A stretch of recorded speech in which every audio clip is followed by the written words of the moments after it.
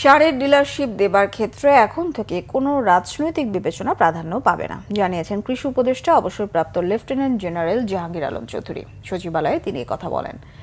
উপদেষ্টা আরো বলেন, বিগত সরকারের সময় রাজনৈতিক বিবেচনায় যারা সারের ডিলারশিপ পেয়েছিল তাদের বাদ দিয়ে প্রকৃত ডিলারদের লাইসেন্স দেয়া হবে, এজন্য নীতিমালা করা হচ্ছে। আশ্বস্ত করেন, দেশে সারের কোনো সংকট নেই, সার আমদানির কোনো অর্থ বকেয়া নেই। অভিযোগ করেন, কৃষি যন্ত্রপাতি কেনার ক্ষেত্রে বিগত সরকারের সময় অনেক দুর্নীতি হয়েছে, অনুসন্ধানের জন্য তথ্য উপাত্ত দুদকে দেয়া হয়েছে। কৃষি উপদেষ্টা বলেন, দায়িত্ব নেওয়ার পর 5 জেলায় বন্যা হয়েছে, কিন্তু কৃষকরা চেষ্টা করে লক্ষ্যমাত্রার চেয়ে 15 লাখ টন বেশি বোরো ধান উৎপাদন করেছে।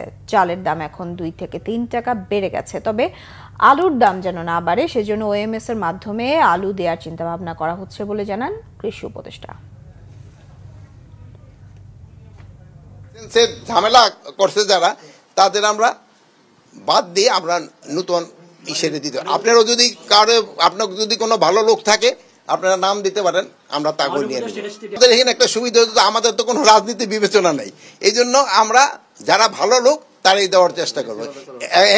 একটা নীতিমালাও আছে, এই ক্ষেত্রে যদি আপনাদের কাছেও কোনো ভালো লোক থাকে আপনারা তার নামও দিতে পারেন।